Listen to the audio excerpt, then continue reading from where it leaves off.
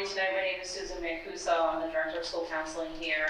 And next to me, we have our rest of our counselors here. We have Mr. Smith, Mr. Fitzgerald, Mrs. Carney, and our new counselor, Mrs. Brown, who is replacing Mrs. Lukovich, and she's doing a fantastic job so far. So for those of you who came for the junior parent night, this is part 2. If you didn't come for junior parent night, don't panic. You can still get all the information you need. Just so you're aware, we are live streaming this tonight through ECAT, and then we will post the handouts and the PowerPoint on the guidance website tomorrow, and we will also push it out in an email to all the parents. So if someone was not able to come tonight, or if you have other questions, you can refer back to the information. And as I always mention, even after tonight, if you're nervous, still have questions, you can always reach out directly to the counselor for a meeting or a phone conversation, okay?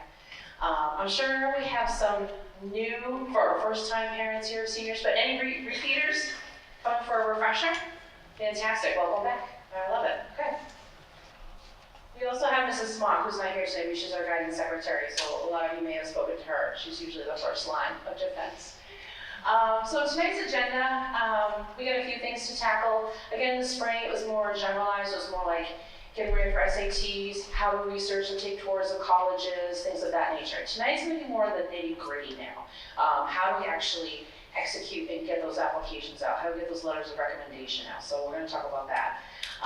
You know, at this point, hopefully your students, your children have an idea of what their plan is, especially if you're here tonight. But if they don't, it's okay. We'll still work with them to figure that out. I mean, it's very hard at this age to nail down exactly what you're doing for the rest of your life. So we'll continue to talk about that. We'll also just do a quick SAT and ECT recap for those of you where your students are still needing to test or want to talk about which tests they should take or how to get those scores sent out. We'll talk about, again, that college application process and deadlines. That's going to be a key thing this evening. And we'll also touch upon, I don't know if you saw in the news, but now all the 2-year community colleges in the state of Massachusetts are free. So we'll touch upon that. As well as financial aid and Naviance. That's the platform that we use to help kids as they're applying to college. Okay, and then of course, tips with dealing with stress. Everybody's stressed. Hang on. So I will say a majority of our students do apply to 4-year colleges, but that's not all of our students. We certainly have some applying to 2-year schools, enlisting in the military, going into employment, or taking a gap year. Sometimes they're just they need a year to take a breather and figure out what they want to do. So again, we will work with your student on whatever their plan is. Hopefully at this point, you families have had those conversations about what they want to do. Hopefully they're on the same page. If not, now will be a great time to have a conversation of like, what are you thinking? Because this is what we're thinking. It's kind of important as you're moving forward. Okay, I'm going to turn it over to Mr. Smith, who's going to touch upon testing and a recap on that. All right, I'm Mr. Smith, and I'm talking to you about testing and SATs and ACTs. Your students probably talked about this already at this point. In our junior check-ins with students, it's one of the first topics that we point to as a way to plan for what you want to do for college. The SAT is the main one that I'll speak about. The ACT is not used as frequently, though some students choose both. I'll differentiate the two in a couple of minutes. The SAT has kind of gone back and forth over the years, so if you've had a student who went to college 3 or 4 years ago, my message is very different to them today than it was then. It did not matter as much to a lot of schools. A lot of schools were waiving the SAT requirement right after COVID, and what we're seeing kind of as a trend, a lot of colleges are starting to bring the SAT back as a requirement. Again, each college is different in what they expect, but part of our job and your student's job is to be able to research and know whether or not the school that they're applying to requires standardized testing of some kind. So I'll start with the SAT itself. Again, it's mostly the regionally accepted version of standardized testing, and both are valid. It's this past year moved to entirely digital, which has been good and bad. The SAT itself, it's 2 sections comprised of 3 tests. The reading and the math is largely what students will speak to, but there's also a writing and language piece. The scoring is still out of 1,600. There's no essay. They took that out of the equation a few years ago. Currently $68 to register. We also have fee waivers available for families who qualify. The upcoming tests, there is a test on the 24th of September, though it's likely full, and there's also a late fee because of how late we are at the beginning of that one. If you look at the other 3 exams, October 5th, November 2nd, and December 7th, if your student is applying to college with a November deadline, obviously the December test is, we're probably not going to be able to get that to the school in time. So if your student is applying early, I would have eyes on the October 5th or November 2nd SAT. Overall, my advice to students has been, give it a try and see how it goes. And I have students who become overwhelmed with anxiety, trying to get the perfect score. For those students, I say, let's slow it down here. This is not the most important piece of the puzzle. The college application is more than just this one test. Again, the SAT tends to be the most popular of the testing options. The ACT, structurally, it's a little bit different. The sections are broken down a little differently. There's an English, a math, a reading. And what's unique about this one is there is a science section. So in high school, I loved science, and I found that this was a way to up my score a little bit and kind of flex those science muscles that I was stronger in than I was English or math. The writing test, that still exists for the ACT. It is optional. There aren't as many opportunities to take this exam, and we also don't offer this one at all in high school. We are a host site for several SAT tests, but no ACT tests. And so the dates on the right side here, the October 26th ACT, if your student's applying to a school in November, that'll make it in time, that will be fine. December 14th for the next exam. If your student is applying regular decision in January, you're good to go, but I wouldn't suggest taking that one if your student's planning to apply for any November deadline. The catch between these 2 exams, whether it's ACT or SAT, one thing we try to catch with students is if they are studying they want to be pre-med in college, or they want to study biology or nursing. Some schools may say, oh, we're SAT optional, but sometimes the major within that school that the student selected, they will require standardized testing. Nursing is one of the more popular ones to require it at a lot of these schools, but bio, sciences, that's pretty much, you'll see that more and more often. For prep itself, the best free prep that you can probably do is Khan Academy. If you haven't seen Khan Academy, it ties in with the College Board account now for students. So what it can do is it can actually look at your students' PSAT results if they took it and tie into Khan Academy. They make an account and it catches them up to speed, reviews the results and says, all right, you're not great at geometry, so here's some geometry to practice. And so it's an online platform where students click through. The content, I love it for its content, although students are kind of half paying attention sometimes and clicking around on the laptop, but it is a good version of free prep. ACT has something similar. And then finally, Bridgewater State. This is in person now, right? So it went online at some point, but if your student prefers the in-person prep, that is available there at that site. And I've had good results with different students prefer different methods here, but I have found the in-person results, students are happier, be a place, sit at a desk, have a person in front of them. Just anecdotal though. And I will hand it to Ms. Brown for the call to process. Thank you. Hi everybody, I'm Ms. Brown. I just want to take a quick second just to say hello and sort of ease any nerves. I know for some of you I'm probably a new counselor for your senior, and that's, I imagine, not super excited to have someone that doesn't know your student very well writing their letters, but rest assured, I was very involved in my previous district. This is exactly what I love doing. I think it's such an exciting time. I'm so happy to work with you guys and your students. My last school I worked with students, many first-generation students who were applying to the most rigorous colleges and everything in between, right? So I'm here to walk that journey with you guys, and I love writing recommendation letters, so your child will look absolutely glowing, so don't worry about that. Just want to say that. And also to my team, if there's anything, I'm keeping my notes because I'm not as familiar with this presentation. My team can just lovingly tell me if there's anything I forget that I'm supposed to talk about, so jump right in. Okay, so the college process. So there's a few parts to it, so I'm going to kind of walk through a couple of those. So one of them would be the teacher letters of recommendation. Typically, we recommend 1 to 2 teachers, and I think it's the same here maybe. Typically, we say 1 STEM teacher and 1 humanities teacher. It's okay if it's not that, but that's pretty common for most students. They want to ask a teacher that they've had in the past, maybe they did well in that class, maybe they had the teacher a couple times and that teacher got to watch them grow. Of course, if it's something that's related to what your child wants to do in college, like that's kind of cool if they can speak to that. But usually they have a good kind of like internal compass of who to ask. So it's pretty simple. They're like, yeah, I kind of feel like it's this teacher and this teacher, and that's great. So they definitely want to ask them in person. That's an important conversation to have. So encourage them to do that if they haven't already. They should be approaching those teachers soon, because obviously teachers want time to write letters. And then they're going to put that request formally into Naviance. So just to kind of help you guys understand a little bit about the difference, and you may already know this, I might have said this last year, but I'm just going to make sure, because it definitely doesn't hurt to understand the difference between Naviance and Common App.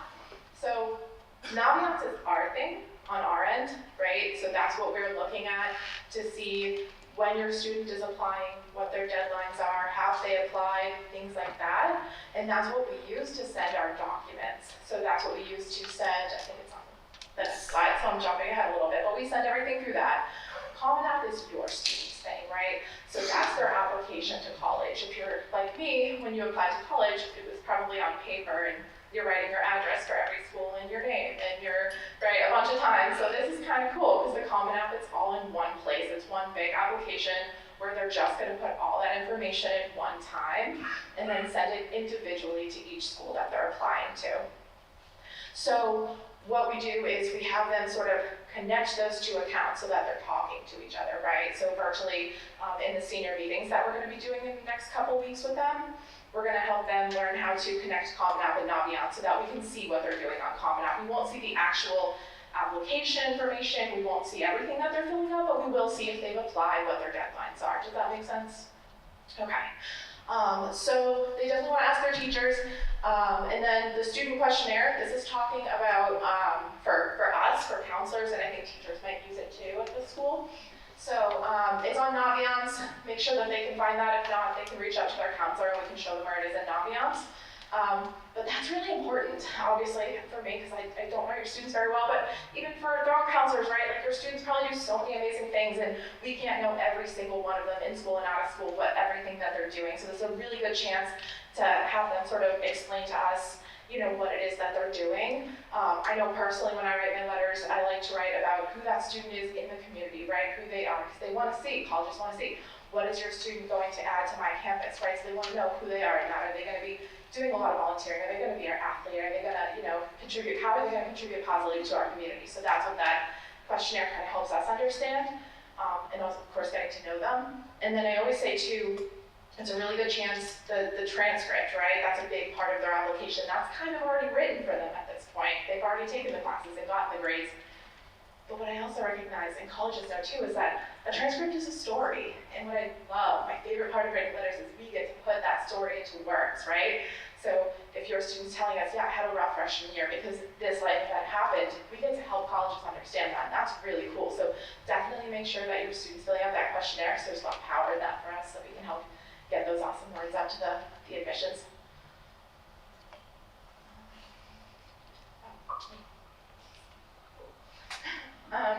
Okay.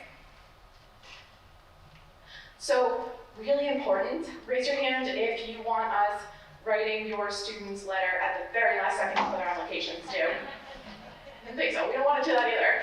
So, but it happens sometimes. So we always say, make sure that you are having your student, like really encouraging your senior to make sure that they're putting their colleges in Naviance and having it accurately updated to at least 2 weeks before they're applying, especially before their earliest deadline.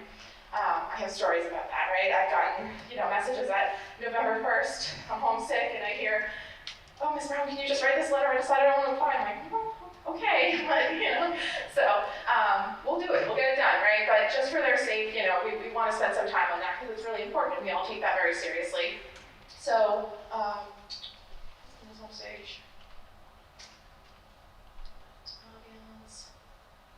So, the other thing too, and I just want to say this, like, because I want your student to kind of know it, when they connect, and I saw this today with the senior that I was working with, when they connect their Common App and Naviance has like this kind of glitch that still hasn't been fixed this year. I found out today that sometimes it doesn't, it automatically puts in certain deadlines. So like there's a student today who Naviance thought that they wanted to apply for like the spring semester at Easton College. And I'm like, oh, are you something I don't know? Are you not gonna be with us in the spring? Or, right, so we had to kind of go in and manually adjust those. So when your student does get all their colleges on Naviance, just have them double check the deadlines, because a lot of them unfortunately like do default to really wonky deadlines that you want to make sure that it's fall 2025, right? So it might default to the spring, it might default to them being a transfer student, and if they're not sure which one to pick, have them come see us, have them send us an email. We'll help them figure it out. Essentially it's fall 25, so I just want to like throw that out there. So like I said, they're going to apply electronically. That's pretty common. There's still some schools that refuse to come into the 21st century with the rest of us, and you know, they want paper applications, and we'll handle those too. But for the most part, it will be that common application that they're filling everything out, and that's where their essay that they've been writing goes. That's where they're putting their classes. They can put their test scores in there. Everything goes in that common app. So that's really helpful all in one place.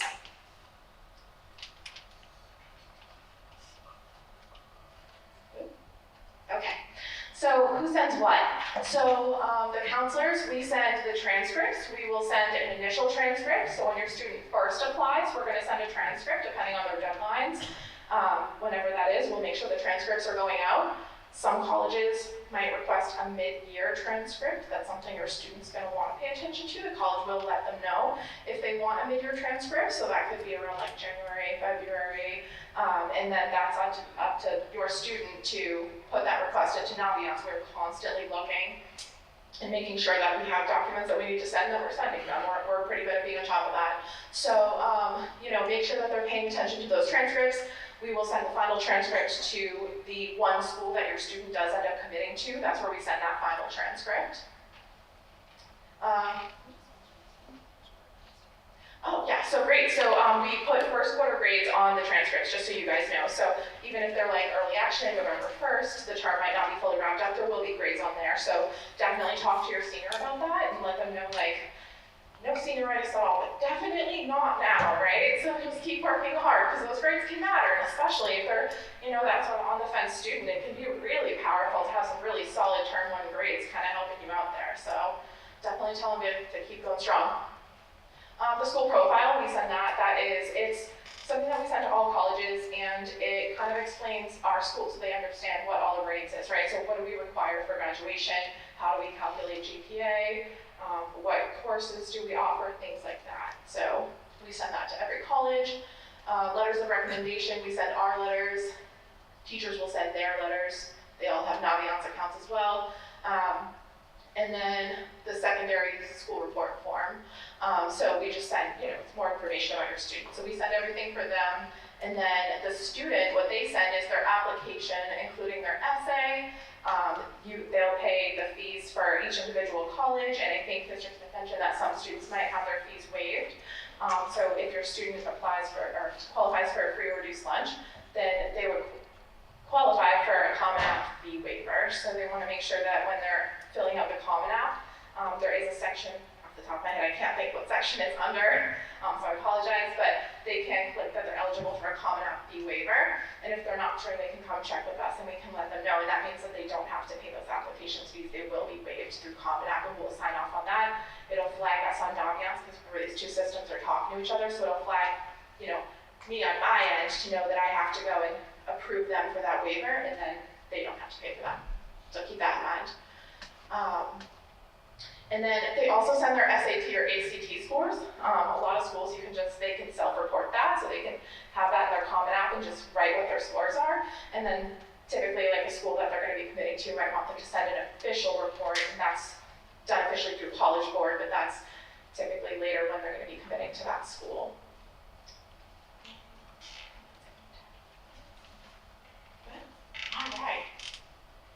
All right, so I'm going to hand it over to Mr. Fitzgerald. Very much. Just one kind of add-on to everything that Ms. Brown said, which is spot on, is sometimes we run into students with regards to the application process and the submission process who think that they are not able to submit their applications until some of the other information that Ms. Brown mentioned is submitted on their behalf. In other words, the student might say, I'm ready to send in my application, but my teacher hasn't uploaded my letter yet. The order of submission does not matter to the colleges. Okay, so in other words, as soon as your child is ready to apply, they should apply. Okay, and one of the reasons why Ms. Brown mentioned that we want to make sure we're giving counselors and teachers that 2 weeks notice is so that all of the materials the colleges are going to need will be received by the deadline that your child is using. But as soon as the college receives any information, whether that's their transcript, whether that's a letter of recommendation, whether that's a standardized test score, or whether it's the application itself, they'll essentially open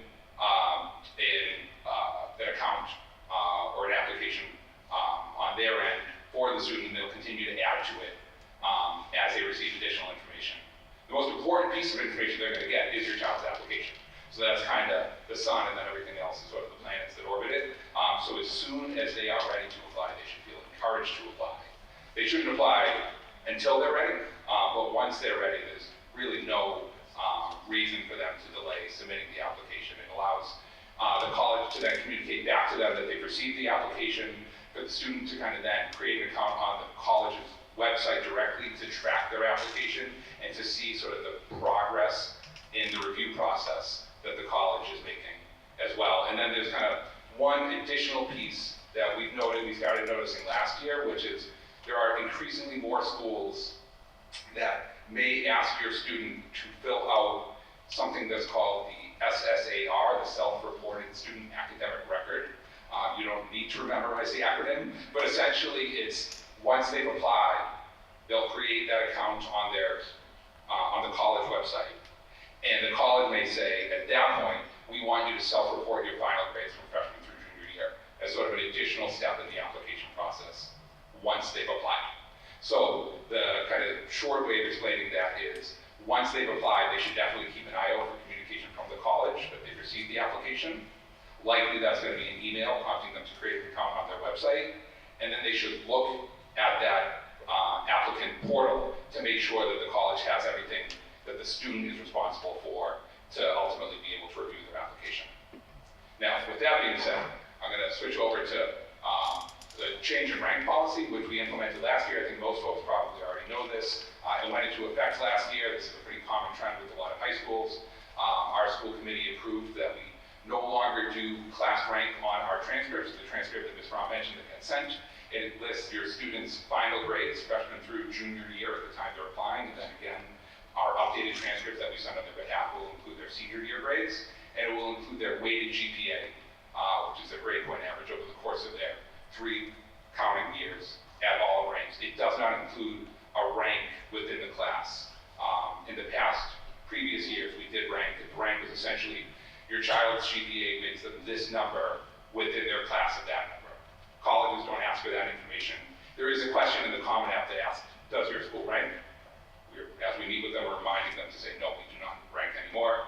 And as we went through the process last year, there was no pushback from colleges with regards to rank no longer being listed on a transcript. Like I mentioned, I think it's becoming an increasingly common practice amongst high schools, and colleges don't seem to be looking for it.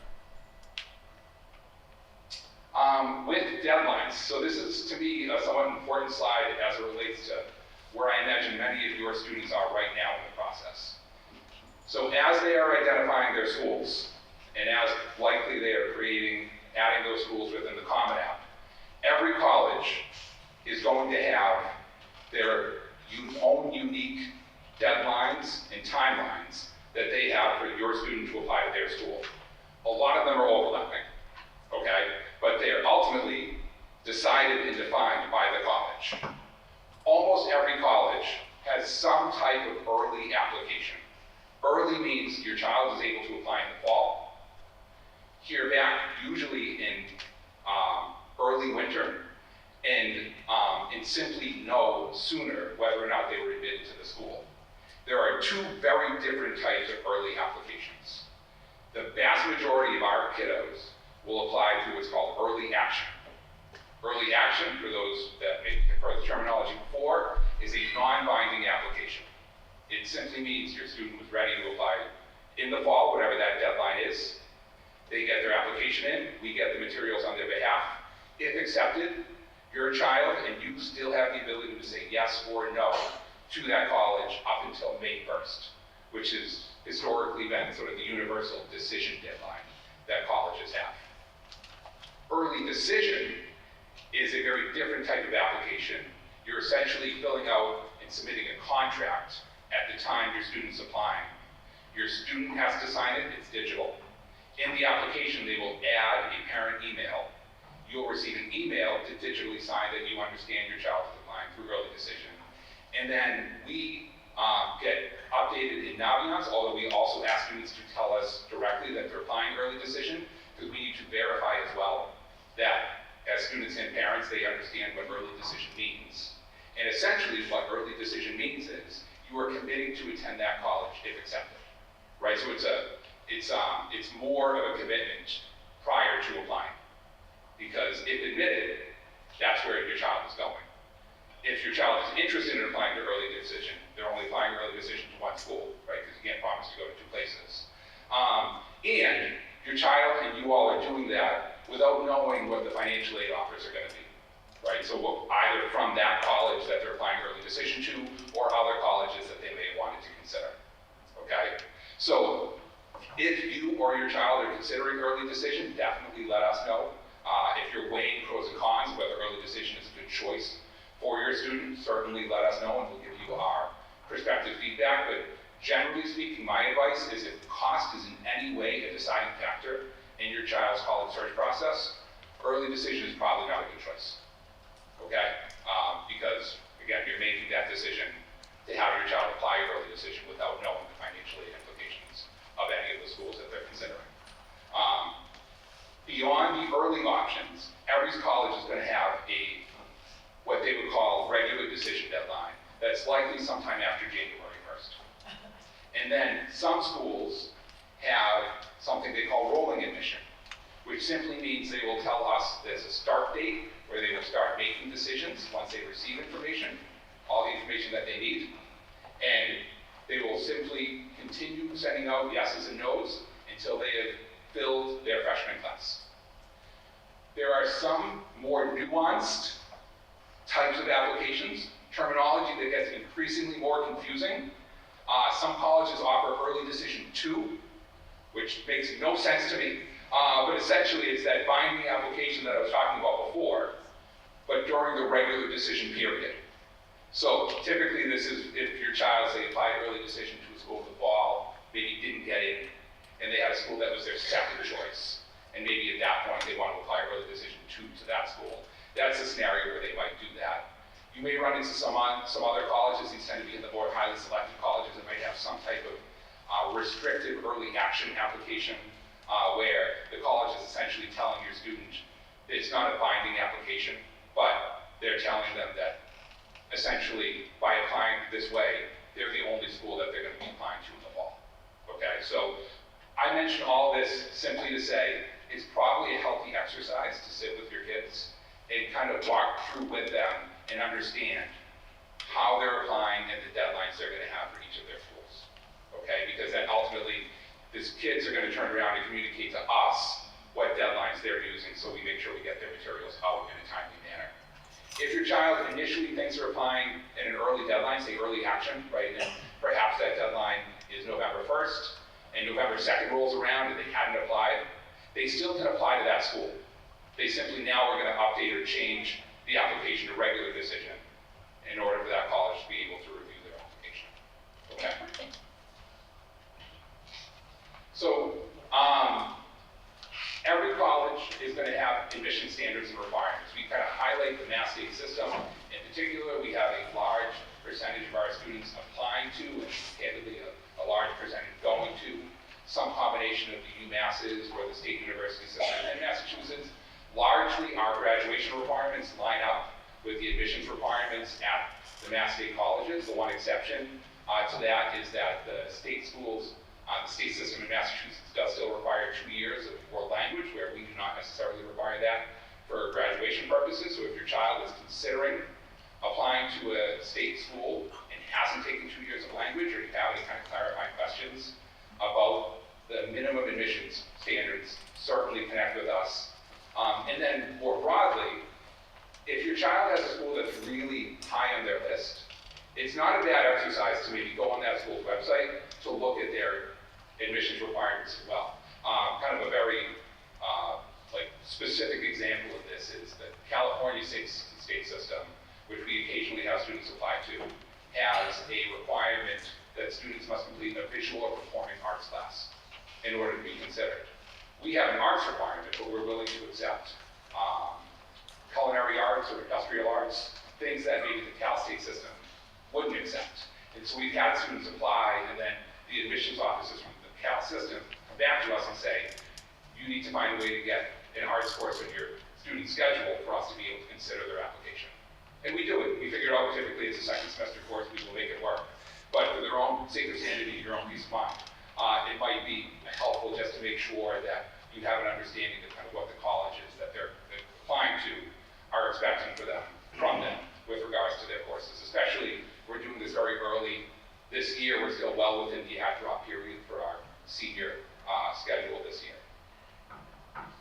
And then, Mr. Smith mentioned kind of the SAT process. That the Mass State colleges used to require SATs as part of the admissions process. They are all test optional still, but this is sort of the frame of reference they previously have provided with regards to what you would probably expect to see with regards to GPA as it relates to SAT scores. Really, I would say that the kind of takeaway from this slide is, if you're not sure whether or not it makes sense to submit your child's standardized test scores to a college that gives you that choice, let us know, and we'll happily kind of walk you through what we think is probably going to help them, or perhaps not necessarily be in their best interest to send scores out. And then last but not least, there are still plenty of opportunities to have your students connect directly with the colleges that they're considering. So if your kids maybe have started to think of schools that are new, or just they have colleges on their list, but spring and summer you didn't necessarily have a chance yet to actually get them on the campuses or get them more directly in contact with those colleges, those opportunities still do exist. So the colleges directly are all offering fall tours and open houses and kind of a wide range of ways to learn about them, either in person or virtually. And then there are still college fairs. We ran a field trip in the spring for a lot of your then juniors to go to Bridgewater State, where there was a lot of admissions reps from a wide range of colleges available for them to kind of meet with a bunch of folks in a pretty short amount of time. There's a similar college fair coming up at Worcester State in early October. So if your child is considering schools and hasn't yet made connections with those schools directly, the college fair is a great way for them to speak to a lot of different colleges in a very short amount of time.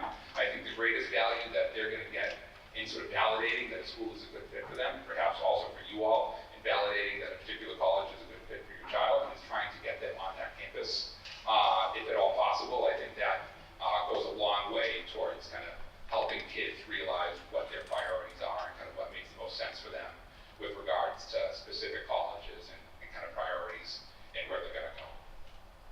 And with that being said, I'm going to pass it over to Ms. Turner. I get to talk about my favorite part, money.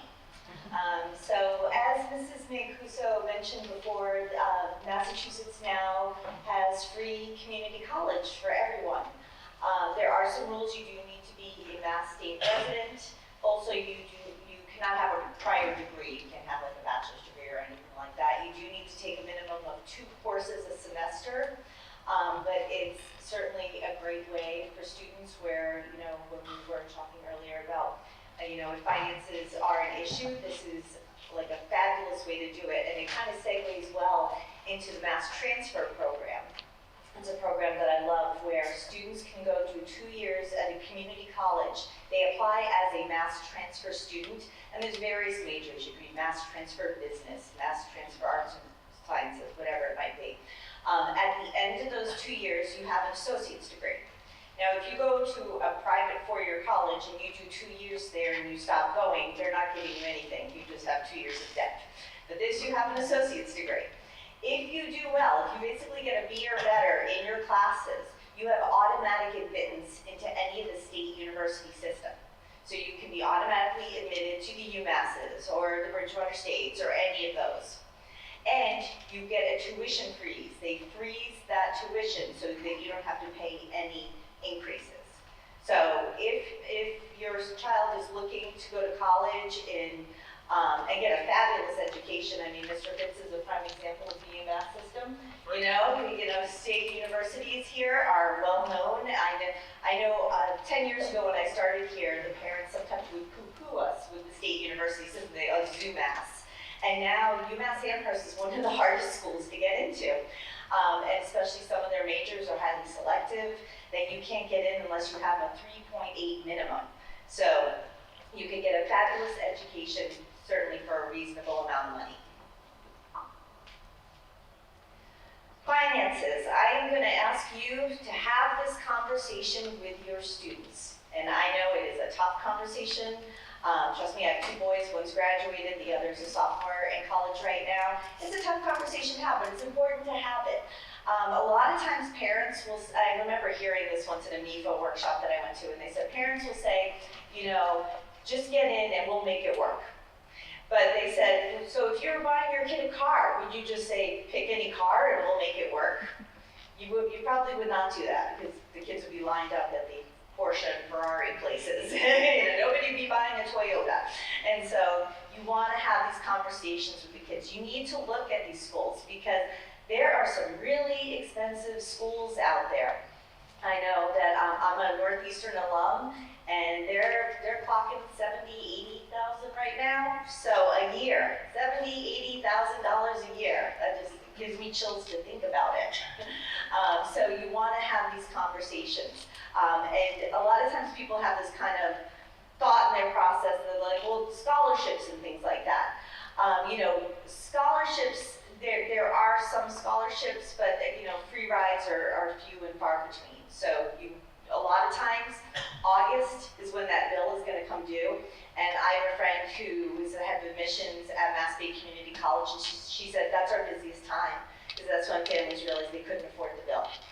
And so suddenly they were shifting gears in August. And you just don't want a devastated kid. So you want to be able to be truthful about it and have those conversations. There are scholarships. There's many different kinds of scholarships. And I know sometimes it seems like an abstract thing. Here at Olive Branch, we do a class night in the spring where we give away a couple $100,000 of scholarships. We give away a lot of scholarships, which is great. And that information will come available in March. We'll have a packet, it'll be on our website. The kids upload letters to the various scholarship committees, and we send it out to them, and they choose their pick. Certainly encourage them to do that, because their odds are the best. They're going against just the kids in their class. So right now it's like 291 kids in that class. So they are only going against 291 kids for these scholarships. And I can promise you, sometimes we'll have a scholarship or two where nobody applies for them, because you know, kids are like, I just don't feel like writing another essay. I don't feel like writing another letter. So certainly stay on top of that. As for regional scholarships, in Naviance, there is a section in there for scholarships that Mrs. Smock will post regional ones. Your odds are not too bad with those, because again, you're going against kids in the region. And then also on our website, you'll see there's a lot of search engines for scholarships. You really only need to register for one, because they're all kind of about the same. But your student will put in their information, and every week they're going to get an email with different scholarships they can apply to nationally. Certainly your odds are less so with those national, because you're going against everybody. I mean, it's not worth, you know, it's definitely worth a try, and if your child has the time and the inclination, do it. But definitely it's going to be a slimmer return on that. All right, Financial Aid 101. FAFSA, which I'm sure you have heard of and are nervous about, the free application for federal student aid. Last year, you might have heard stories from last year's graduating class when they changed the FAFSA and made it a complete nightmare for a lot of people. We're hoping this year the kinks are kind of worked out. It is, again, going to be opening October 1st, so you'll be able to go in there and make sure you do the fafsa.ed.gov. In the past, there have been some fafsa.coms out there that were not real and were trying to ask you for money from you to fill them out. It does not cost you anything to fill it out. Some of the little key tips that we learned from last year is you're going to be creating an FSA ID in advance. You want to do that a couple days in advance for when you fill it out. That was one of the problems kids were having last year. And you're going to want to complete it in one sitting, so make sure you have all your stuff. And also have your student start theirs before you start, because we had that where the parents would start it, and we were having problems with them connecting. And as you can imagine, trying to get a hold of the federal government to fix something takes a really long time.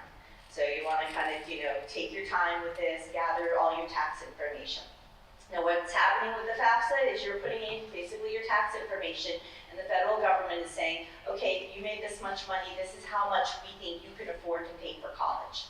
It's never going to be the same number you're thinking you can afford to pay for college. They are way different numbers. You're like, are you kidding me? Like, what, are we not eating on this? Like, so just be prepared for that. So you're going to get a number, and you're just going to, take a deep breath, and your student will put in the colleges that they want to go to, and that information will get sent to the colleges. And then what happens is the colleges will create a financial aid offer letter, and they're going to say, okay, the government said you can pay this much. This is how we're going to make up the difference. And sometimes it's scholarships and grants that you don't have to pay back, but oftentimes there's loans in there. And so you're going to want to be able to take a look at that to compare schools. On our website, on the Oliver Ames website, there is a financial aid section, and we have a link to I forget which link it is, but it has in there that you can put the financial aid offer letter information from the colleges to compare them. But to be honest, I did it with my own kids with an Excel spreadsheet. We put how much tuition was, how much was room and board and fees, how much he got in merit aid, and then you could put in there how much you got, scholarships, grants, how much, and then at the bottom I put how much does that mean per year and how much did that mean at the end of 4 years. And to be honest, it was a real eye-opening exercise to be able to see like, wow, like I thought these schools were close in price, but they're actually way off. And paying attention to if it's mostly scholarships and grants, you're probably going to want to lean towards that than somebody who's just giving you all loans, because that's more money at the end that you're going to owe, or your child's going to owe. Some private schools will also request the CSS profile. Last year that got a bit of a boost because FAFSA was having so many problems that schools were saying, go fill out the CSS profile. It's actually on the College Board website. It is owned also by the College Board, because the College Board owns everything nowadays, but they are a nonprofit. So you go into there, you do have to pay a $25 registration fee for one report, and you give them more details. So they're going to ask more questions, like about your mortgage and things like that, and other bills you might have. So privates will do that, because oftentimes privates tend to cost more. And what that does is gives them a little more insight into maybe, how they can help you out a little more in the end. But they will request that of you. And then there are some free financial aid webinars offered by MEFA. It's the Massachusetts Educational Financing Authority. They are great. And in fact, you can even call them and talk to them. I did with my person. I had questions. I called them up and they answered my questions. They were great. But they have webinars online that you can do. Also, there are FAFSA days. So they typically have it around January, I think. But they will have a day where sometimes you can even go into places and bring your materials, bring your tax returns, and have somebody help you with it, or sometimes they're virtual as well.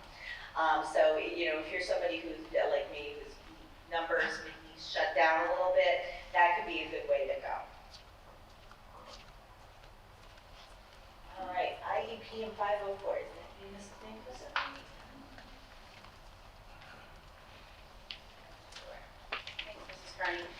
Two other things that came to mind while I was listening to the presentation.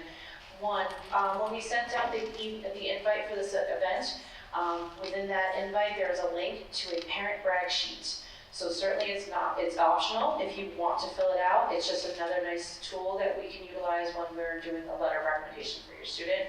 Because quite often kids will list things. Parents remember everything though, right? And you'll highlight something else and you go to a kid, hey, I didn't know you did X, Y, and Z. And they'll be like, oh yeah. But again, a parent remembers those things. So if you want to fill it out, they are confidential. I do print them out and just hand them directly to the counselor. So feel free to do that. And if you need the link again, let us know. The other thing that is new this year, Mr. Smith kindly put together some videos for the students on some of the things we discussed tonight, including how to invite your teachers into Naviance for those letters of recommendation, how to merge your Common App and Naviance accounts, things like that. So Mr. Smith has put those together for the students and they'll be available. We are starting to meet with the students individually, but we'll also do some group work with them during age block in the coming weeks. But they will also have those videos on our guidance Google Classroom too. So just a couple other things to mention. So for families where students may have an IEP or a 504, this typically does not come into play in the application process unless you want to acknowledge it or your child wants to acknowledge it in the process. Usually that's something that comes later down the road. A majority of students will apply to a school. Once accepted, they will take that IEP or that 504, also if they have testing from their IEP, and they'll go to, the Office of Student Services or Student Support or Disability Services. Every college has a different name for it. But as they get on campus with that college, they should go to that office, bring their information, and then there's a team there that will work with your student to ensure that they receive accommodations or support while they're in college, okay? So for example, extended time, if they need audiobooks, various things. Usually, or a lot of times students will have like preferential seating. That's not really applicable in college, but again, some of those other accommodations would be appropriate and they can work with your student to ensure that they still have those supports. Now, having said that, there are some specific programs at different colleges geared for students with disabilities. And in those cases, if you're applying for that specific program at a university, you would want to include that information, okay? Massasoit has something called the Latch program. Curry College has something called the PALS program. Westfield State has a program. So there's colleges that have a variety of programs that are geared specifically for students who need a little extra support. And in that case, we can assist in that application process, and then students would include that information about their IEP or their 504, okay? So as you're going through the process, if your child does need some extra care and needs in this area, let us know and we can walk you through that as well, okay?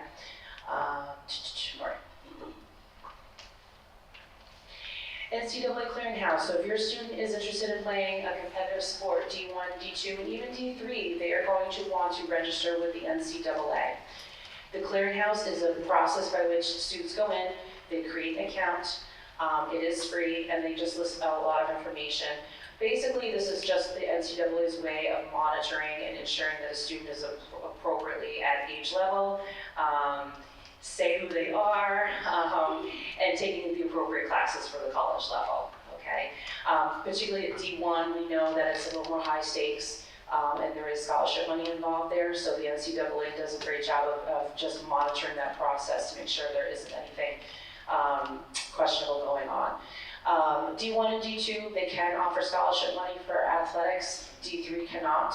However, they may be willing to offer some other scholarship money or other support in other ways, but it can't directly be connected to sports.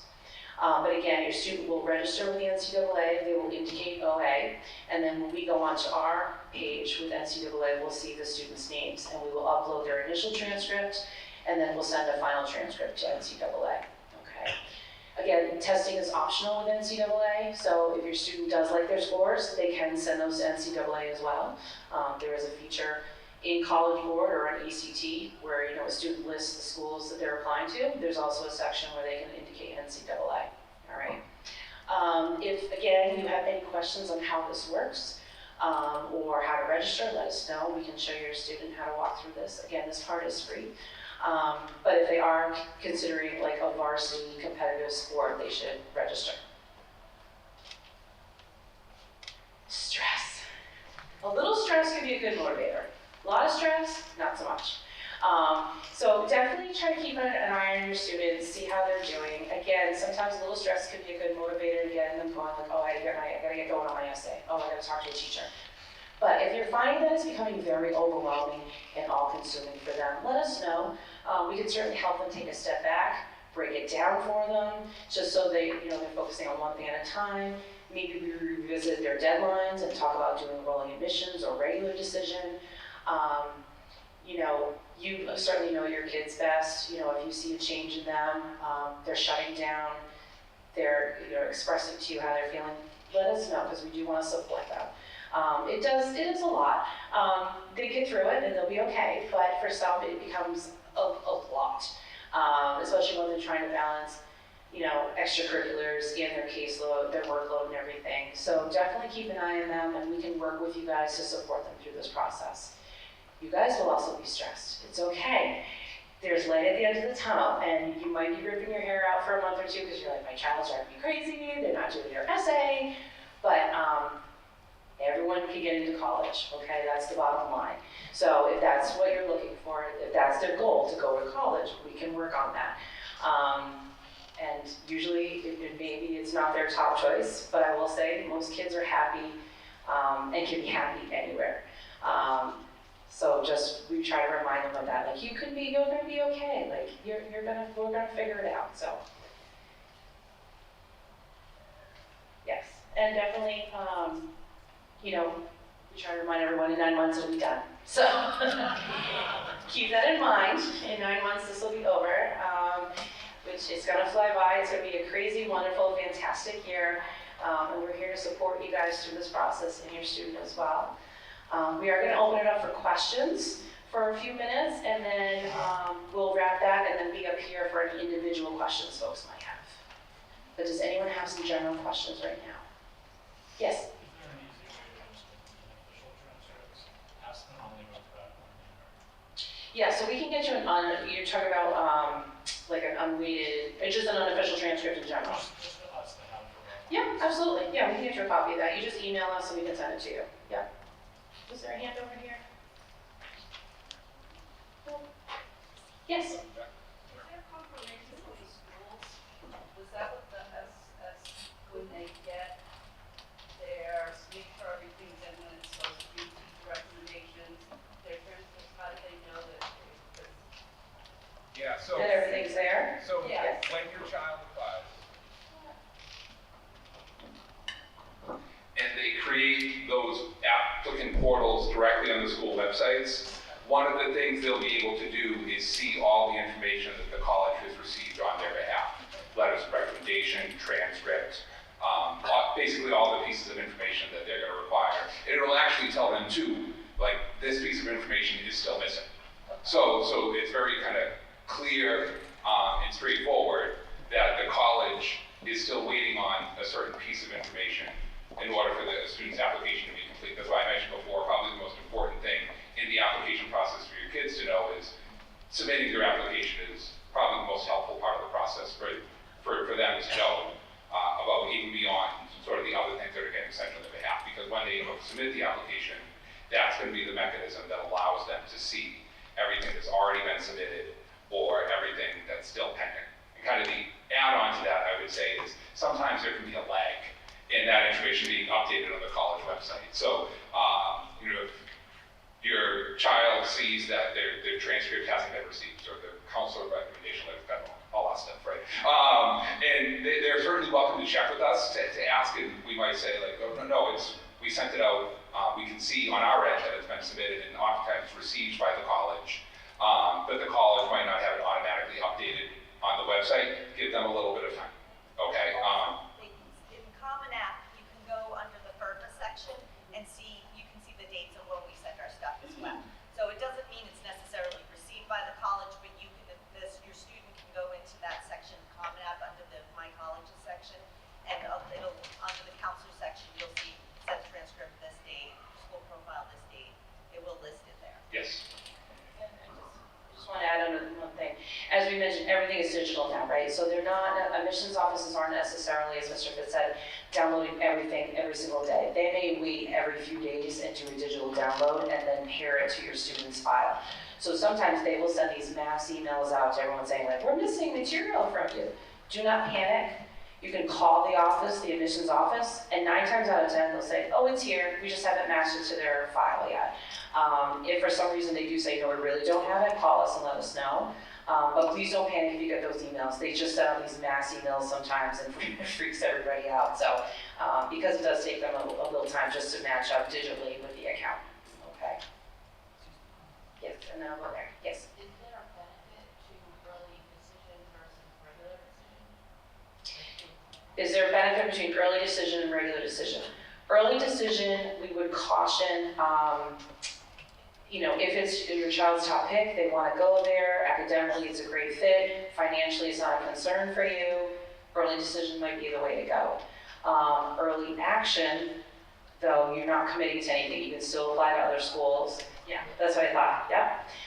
So in that sense, if you're debating between early action, which is the non-binding, or regular decision, it really comes down to the student in terms of how they're performing academically at that time. You know, if they feel like they need more time to prepare and get everything in order for their applications. Sometimes you got those kids who are in the fall like good to go. They have their ducks in a row, they just want to apply and have it done with. Early action is a great way to go. But in terms of, you know, the difference, I think, you know, just it comes down to like what works for them timeline-wise. Not necessarily. A small percentage of the admissions of acceptances come from the early action pool. The majority still come through the regular decision pool. What I will say though with early action is, let's say your child applies early action, majority of schools, if they're not admitted during early action, majority of schools will roll them over to be reviewed again for regular decision. Or they may say, do you still want to be considered for regular decision? And the student says yes. There is a small number of schools where they may outright deny them, but that's uncommon. Most of them will roll them over for a second look. So that's a pro to that one. Okay. Yes. When you talk about applying, is that through the Common App or is there a different application that kids submit to colleges directly? Yep, so there's a question about how the students are applying. So the majority of students are going to apply through the Common App. So they say like close to 900 colleges or maybe more, over 1,000, thank you, use the Common App. So they're going to use that Common App from a variety of schools and then just use that to send out to those multiple schools. There are some schools who do want them to apply through their own application, in which case they would go directly to the college website and fill out that application. They find that out when they try to do the information. Exactly, yep. If you go onto the Common App and they realize that they do a search for the school and it's not there, then they'll know, okay, I have to go to the website and apply directly through that. Okay. I would add, whether the school is having your child apply through the Common App or directly on their website, it doesn't impact how we submit their materials through Naviance. So that process stays the same, that we'll make sure your child's schools are all listed in Naviance, whether they're Common App schools or direct admission to the college, but we're able to still digitally submit the same documents the same way through Naviance, regardless of how the college is asking you to apply. I will say there's a very small number of schools who are not digital at all. Georgetown, for example, UC Berkeley, is still old school paper. So, but that's far and few between. I saw a hand over here, yes. Two questions, one on early action versus regular decision, and your experience on the financial aid side of things, does that have, I know. Yeah, does it have any varying between early action and regular decision when it comes to financial aid? I mean, I was talking to a student today, and they mentioned that there was a school that they were considering who told them they only had early decision, right? So the student wasn't going to apply their early decision there. So they were going to apply regular decision. But the college told them it would benefit you to apply on the earlier side of regular decision because we start giving out our merit-based aid sooner than our admissions deadline.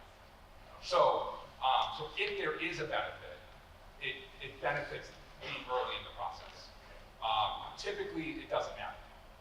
But if there is a difference between the two, it would likely be the added benefit is they might increase consideration for some merit-based aid from the college. The college would share that directly. So the college, when you are going on their websites directly, or if you're sitting through an admissions presentation from the they likely are gonna tell you, this is our application deadline, and then these are the deadlines as it relates to financial aid for our school. Is there a follow-up question too? Yeah, on the FAFSA, how early in October should we be applying it? That's really. It opens as of October 1st, so you can jump on it right then if you want. But it's just open, and, you know. FAFSA itself is open until June, but I would say for the purpose of financial aid packages, I would say by January would be ideal. Okay. Yes? Can you explain what super scoring is? I'm sorry, can you say it again? What is super scoring? Super score. So super score, let's take SATs for example. Let's say your child took them in May and they came back with, you know, a 600 in math and a 500 in critical reading. And then they took the test again later and that critical reading score went up. You can then mix and match scores across the different tests and send those to your colleges. So there is a benefit of taking it more than once. I would say 3 tops, no more than that. But if your child does take the test more than once, you can mix and match those scores to send off to colleges. And they do that with the ACT as well. And all schools allow you to do it? All schools allow that? Yes. Okay. Yep. SATs or ACTs. PSATs, they don't look at at all.